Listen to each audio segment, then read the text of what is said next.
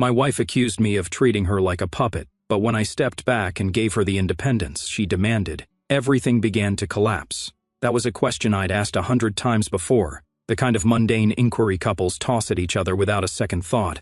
We had just sat down to eat plates of grilled chicken and roasted vegetables between us, and I casually asked, "Did you remember to pay the credit card bill?"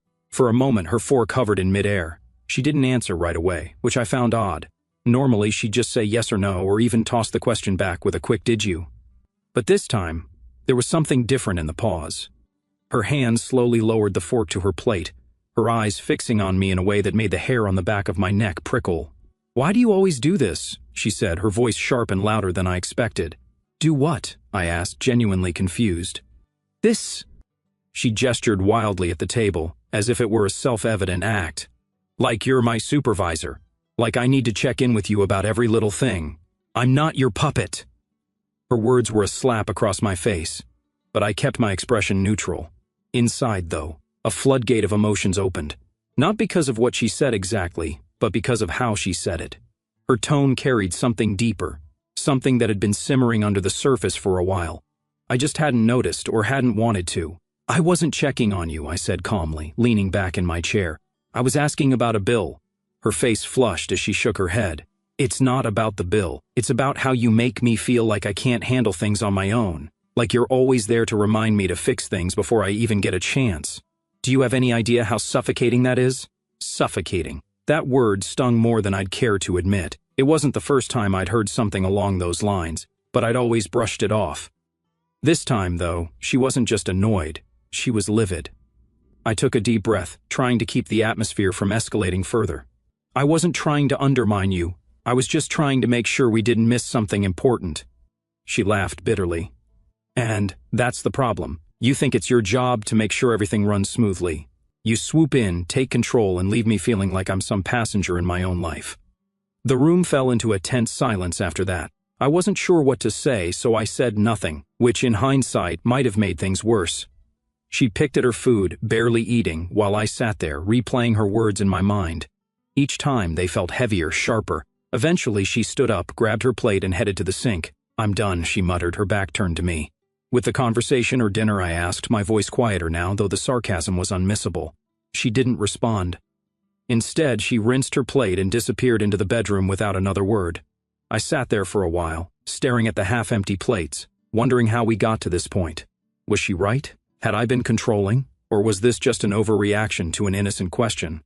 The thought lingered as I cleaned up the table alone, the echo of her words following me around the kitchen like an uninvited guest. "I'm not your puppet." The phrase stuck with me, gnawed at me. She wasn't wrong to want independence, that much was clear, but the way she framed it, as if I had robbed her of some fundamental freedom, felt like an accusation I wasn't sure how to process. By the time I went to bed, the tension in the house was so thick, it felt like I had to push through it just to get under the covers. She was already asleep, or pretending to be, turned away from me, her breathing steady. I stared at the ceiling, not even bothering to close my eyes, trying to piece together what this meant for us, for me. Because, whether she knew it or not, her words had hit a nerve. Deep down, I couldn't shake the feeling that maybe, just maybe, she had a point. The next morning, the house was eerily quiet. She moved around as though last night's outburst hadn't happened, but I could feel the tension lingering in the air like a storm that hadn't quite passed. Her tone was neutral, casual even, as she asked if I wanted coffee, but her eyes never met mine. I declined, choosing instead to observe her as she went about her morning routine. I couldn't shake the weight of her words from the previous night, suffocating, puppet, passenger. Those weren't accusations, you threw around lightly. If that's how she truly felt, then maybe I'd been missing something bigger. And if she needed independence so badly, I decided I would give her exactly that. It wasn't spite or anger driving me. It was something colder, a calculated resolve. I wanted to test her words, to see if this was truly about independence or something else entirely. But I wasn't about to turn it into a spectacle. No declarations, no ultimatums. Just small changes, subtle shifts. She left for work first, as usual, and I lingered behind, sipping coffee and mentally running through our typical routines. There was a bill due that day, one I'd normally pay without a second thought, but this time I left it untouched. She knew the due date just as well as I did. If independence was what she wanted, she'd handle it. The first opportunity to test my resolve came sooner than I expected that evening. After she got home, she casually mentioned the water heater acting up again. Normally, I'd have been halfway to the garage for my tools before she finished her sentence, but this time, I stayed seated. "Maybe you should call someone to take a look at it," I said, keeping my tone as light as possible. Her head tilted slightly, a flicker of surprise crossing her face. "I thought you'd just fix it." I shrugged. "I figured you might want to handle it." There was no immediate pushback, just a pause that stretched a little too long. Then she nodded, almost to herself, and left the room. I heard her on the phone later, calling a plumber, her voice clipped and efficient. She handled it. Over the next few days, I continued to step back in ways that felt unnatural, even uncomfortable. Little things I'd normally do without a second thought, I let them fall to her, filling up the car, picking up groceries, even handling a call from the bank about a minor account issue. Each time she took care of it, but not without a look or a comment that hinted at her growing frustration. One evening, she finally asked, "Is something going on? You've been different." I shrugged again, pretending to be engrossed in my laptop. "I just thought it might be nice to step back a little. You said you didn't want me micromanaging, so I'm trying to give you some space." Her expression shifted, but she didn't press the issue. "Right," she said quietly before turning her attention back to her phone. Privately, I was keeping score, though I'd never admit it out loud. Every missed appointment, every minor inconvenience she had to deal with on her own. It all reinforced my belief that she was unprepared for the independence she claimed to want. But instead of satisfaction, all I felt was hollow. Each small victory only seemed to deepen the gap between us. The turning point came later that week when she came home visibly drained. She dropped her bag by the door and sighed as she kicked off her shoes. "The car insurance payment bounced," she said flatly, her voice edged with frustration. "I thought you handled that," I said, not even looking up. "Nope," she said, staring at me, her mouth slightly open as if trying to decide whether to argue. But instead of speaking, she shook her head and walked to the kitchen. I heard her muttering under her breath as she sorted through the folder, finally finding what she needed. As I sat there, listening to her grumble about account numbers and hold times with customer service, I couldn't help but wonder if I was crossing a line. Was this proving a point, or just setting her up to fail? That night, as we lay in bed, I noticed for the first time how much quieter the house had become, not just in the absence of conversation, but in the way we moved around each other, careful, calculated, almost like strangers sharing a space. The silence was suffocating, but I wasn't ready to break it just yet. She wanted independence, and I was determined to let her have it, even if it cost us both more than we'd bargained for. The following morning, the air between us was colder than ever. She moved around the house with precision, her actions clipped and deliberate. I could tell she was determined not to let the tension get to her, or at least not to let it show. As for me, I stuck to my silent resolve. I wasn't going to backpedal. Not now. She wanted to take control of things, so I would let her. It didn't take long for the first cracks in the new routine to appear. The trash was piling up in the kitchen, something I'd normally handle before she even noticed. This time, I left it alone. She noticed. I saw her glance at it as she grabbed her coffee cup, her lips tightening into a thin line. But instead of saying anything, she walked out the door, leaving it untouched. Later that day, she texted me, "Did you pay the internet bill? It's due today." I stared at the message for a moment before replying, "Nope, folder's in the kitchen, you've got it." Her response was brief and curt, "Fine."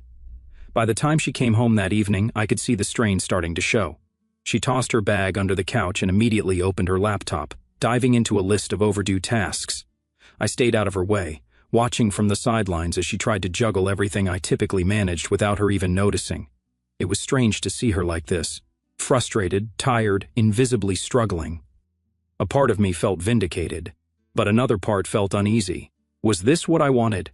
To see her flounder? The first major test came when she realized the pantry was nearly empty. Normally I'd have stocked up on groceries over the weekend. This time I didn't even mention it. As she rummaged through the cabinets, I could hear the irritation in her movements, the slam of a cupboard door, the clatter of a cereal box being shoved aside. "We're out of milk," she said finally, her voice strained. "Yeah, I noticed," I replied, keeping my tone neutral. "Figured you'd want to handle the shopping this week." Her eyes narrowed, but she didn't argue. Instead, she grabbed her keys and muttered something under her breath before heading out the door. When she returned an hour later, her arms full of grocery bags, she didn't say a word to me. The silence spoke volumes. The days stretched on like this, each one adding another layer of tension to the house. She was handling things, yes, but not without visible cracks. The car needed gas. The laundry sat in the hamper longer than usual, and the bills were piling up on the counter. She wasn't used to managing it all, and it showed. But she didn't ask for help, not once. One evening I found her sitting at the dining table, her laptop open and a stack of papers spread out in front of her. She was squinting at an online form, her fingers hovering over the keyboard as she muttered to herself. It was a bill payment, something she'd normally never have to worry about. "Need help?" I asked, my voice calm but deliberately detached. She glanced up at me, her expression a mix of exhaustion and defiance. "No," she said quickly. "I've got it." I nodded and walked away, but I could hear her sigh as I left the room. It wasn't a sound of defeat. It was a sound of frustration, of someone who was learning just how much effort it took to keep everything running smoothly. That night, as I lay in bed, I couldn't help but replay the day's events in my mind. She was holding up, barely, but it was taking a toll. The once confident, self-assured woman I married was now stumbling under the weight of responsibilities she hadn't prepared for, and yet she refused to admit it. The house began to feel different in subtle ways. Tasks I once took care of without her noticing were now glaringly absent. The overflowing trash, the unswept floor, the dishes in the sink. They all became silent reminders of my absence in the equation. And while she tried to pick up the slack, her efforts were inconsistent at best.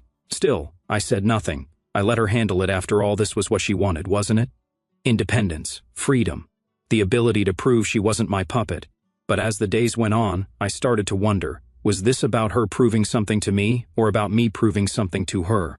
The line between the two was starting to blur, and I wasn't sure which side I was standing on anymore.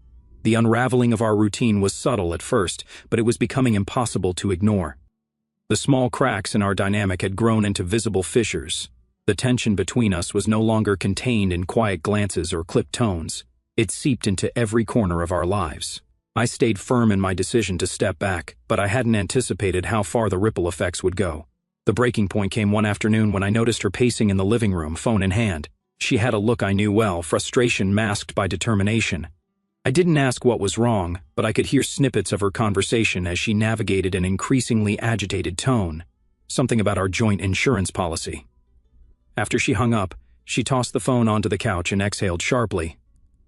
"Why didn't you respond to the emails from the insurance company?" she asked, her voice teetering on the edge of accusation. "What emails?" I asked, feigning indifference. "The ones about renewing our car insurance," she snapped. "They've been sending reminders for weeks." "I assumed you'd handle it," I said simply, keeping my tone calm. Her eyes widened in disbelief. "You always handle this stuff. Now they're saying the policy expired, and I have to figure out how to reinstate it. They're charging extra fees because we missed the deadline." I shrugged. "You have their number. It shouldn't be too hard to fix." The color drained from her face, leaving only a mix of shock and anger. "You're unbelievable," she muttered, grabbing her laptop and storming off to the dining table. I could hear her typing furiously, her frustration palpable even from across the room. The following hour was a symphony of short, curt phone calls and the click of her keyboard. I could tell she was hitting roadblocks. Our insurance was something I'd always taken care of, a system I had streamlined over the years. Now, with her trying to navigate it from scratch, the inefficiencies were glaring. Eventually, she slammed her laptop shut and stormed into the kitchen. "This isn't independence," she said, her voice shaking with fury. "This is sabotage. You're setting me up to fail." "I'm not setting you up for anything," I replied. "I'm giving you the freedom you wanted." Her laughter was bitter. "Freedom? This feels more like punishment." I stood up, leaning against the doorway to meet her glare. "You wanted control, and I stepped back. You can't have it both ways." Her jaw tightened, and she looked away, her shoulders tense. "You don't get it, do you?" she said finally. "You're just sitting there, letting me clean up the mess you left behind." "It's not my mess," I said calmly. "It's ours. I'm just not the one fixing it anymore." The conversation ended there, but the silence that followed was deafening. She eventually returned to her laptop, determined to solve the issue on her own. I could see her resolve, but I could also see how exhausted she was. That evening she barely spoke to me, the weight of the situation etched into her face. I couldn't help but feel a twinge of guilt. Watching her struggle wasn't satisfying. It was uncomfortable. But I told myself it was necessary. This was about balance, about proving a point, or at least that's what I kept telling myself. By the end of the night, the insurance issue was resolved, but at a cost. She looked drained, her usual confidence shaken, as she went to bed without saying a word. I sat in the quiet of the living room, replaying the events of the day. For the first time, I wondered if I had taken things too far. I wanted to give her independence, but was this what it was supposed to look like? The cracks in our relationship weren't just affecting her. They were starting to affect me too, and yet, I wasn't sure how or if we could fix them. Days of stifled frustration and passive avoidance had built a wall so thick that even the smallest exchange felt strained. I kept expecting her to say something to break the cycle, but she didn't, and I wasn't about to cave either. We were both too proud, too stubborn to admit the cracks were widening. That was until one evening when everything came crashing down. It started innocently enough. She came home late, her shoulders slumped in a way that told me she'd had a rough day at work. I glanced up from the couch, where I'd been sitting with my laptop, and noticed she was carrying takeout bags, an unusual move for her. Normally, she'd make a point of cooking, even when she was tired, as if it were a quiet act of defiance. But not tonight. She set the bags down on the counter and sighed, looking at the unopened mail piling up next to them. "Have you at least gone through these?" she asked, gesturing to the stack with a tired wave of her hand. "No," I replied, keeping my voice level. "Figured you'd handle it." Her head snapped up, and for the first time in days her eyes met mine directly. "Seriously?" she said, her tone sharp. "How long are you going to keep this up?" I put my laptop aside and leaned back on the couch, meeting her glare with a calm that I didn't entirely feel. "Keep what up?" I asked, though we both knew exactly what she meant. "This," she said, her voice rising. "This thing you're doing, acting like you're some passive observer while everything falls apart around us." "I'm not acting," I said simply. "I'm giving you the space you asked for." Her laugh was bitter, almost hollow. "Space? That's what you're calling it?" "No, this isn't space. This is you abandoning everything because I dared to say I didn't want to feel like a puppet." "Abandoning?" I repeated, my tone hardening. "You said you wanted independence. That's all I've done, given you what you wanted." She stepped closer, her hands balled into fists at her sides. "You're not giving me independence. You're punishing me. You're sitting back and watching me drown, while you pat yourself on the back for being so fair." Her words hit harder than I cared to admit, but I didn't flinch. "I'm not punishing you," I said, my voice steady. "I'm showing you what it looks like when I step back. You said you felt suffocated. Fine. Now you're in control, but control comes with responsibility." Her eyes flashed with anger, and for a moment it looked like she might say something cutting, but instead she turned away, gripping the edge of the counter as though steadying herself. When she spoke again, her voice was quieter but no less intense. "You don't understand, do you? You've spent so much time being the one in control that you don't see what it feels like to have everything dumped on you at once." "That's what I've been dealing with for years," I shot back. "You think it's easy carrying the weight of everything, making sure the bills are paid, the house is running, and your life is as smooth as possible. You never even noticed how much I did because you didn't have to." She spun around, her face red with frustration. "You think I didn't notice? Of course I noticed, but I didn't ask for you to take on everything. You chose to do that, and then you resented me for it."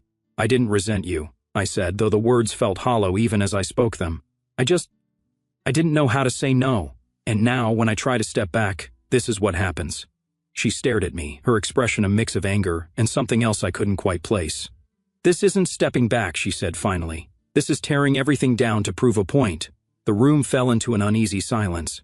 For the first time in weeks, I could feel the weight of what we were doing to each other. This wasn't just about bills or chores. It was about the very foundation of our relationship, and that foundation was starting to crack.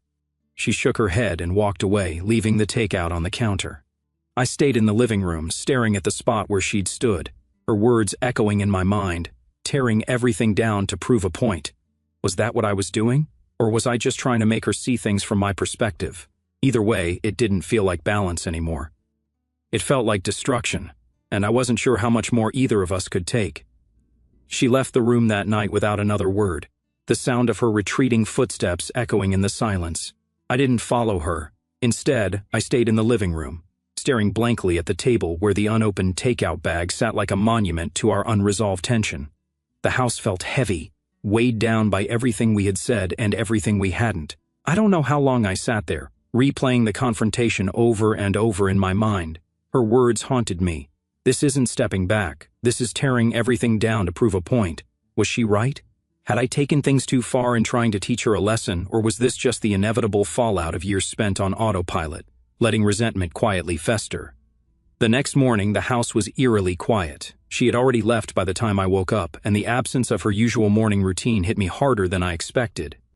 The kitchen, once bustling with shared rituals like brewing coffee and trading quick morning conversations, now felt sterile. As I poured myself a cup of black coffee, I noticed something unusual on the kitchen table: a stack of papers, bills, account statements, and even a notebook with handwritten notes in her familiar scrawl. At the top of the pile was a sticky note. "Can we go through these together tonight?" I stared at the note for a long time, the simple question unraveling something inside me. It wasn't an apology, but it wasn't defiance either. It was a gesture, a small tentative step toward reconciliation. And for the first time in weeks, I felt the tiniest crack in my resolve. When she came home that evening, she looked tired but determined. There was no tension in her shoulders, no sharpness in her tone. She walked into the kitchen, saw me sitting at the table with a pile of papers, and paused for a moment. We just looked at each other, neither of us sure what to say. Finally, she sat down across from me, her expression guarded but hopeful. "Thank you for sitting down with me," she said, her voice soft but steady. I nodded. "I think we need this." We started sorting through the mess together, dividing tasks and clarifying what needed to be done. At first, the conversation was purely logistical: numbers, due dates, and account details. But as the evening went on, the conversation shifted. "I didn't realize how much you were handling," she admitted, her tone almost apologetic as she flipped through a particularly complicated bill. "I thought I understood, but I didn't." I hesitated before responding. "I didn't realize how much pressure I was putting on you either," I said finally. "I thought I was helping, but maybe I wasn't." She looked up at me then, her expression softening. "I never wanted you to feel like you had to do everything," she said. "I just wanted to feel like I had a say in how things were done." "And I never wanted you to feel like your independence didn't matter," I replied. "I just didn't know how to let go without feeling like I was failing." The honesty hung between us, fragile but real. For the first time in weeks, we weren't talking at each other. We were talking to each other. The conversation wasn't easy, and it wasn't pretty. We both had things to say that hurt, things we had avoided addressing for years. But as difficult as it was, it felt necessary. Slowly, we began to piece together a new understanding of what our relationship needed to be. Not one where one of us carried the other, but one where we shared the load. That night, after we finished going through the bills, she reached across the table and placed her hand over mine. It wasn't an apology, but it was something better, a sign that we were finally on the same page. "I don't want to keep fighting like this," she said quietly. "Neither do I said, "but we need to figure out how to move forward together." She nodded, and for the first time in what felt like forever, I saw a glimmer of the partnership we used to have. It wasn't a perfect resolution, far from it. We still had a long way to go. But for the first time, it felt like we were both willing to try. That night, as we went to bed, the silence in the house felt different. It wasn't the suffocating, bitter silence of the past few weeks. It was the kind of silence that comes when two people are finally ready to listen. And for the first time, I allowed myself to believe that maybe, just maybe, we'd be okay. Our story has come to an end. If you've made it this far, how about subscribing to our channel? It helps us immensely. I've selected 2 other videos for you that I'm sure you'll enjoy. Feel free to click on them. I'll be waiting for you in the next story. See you soon.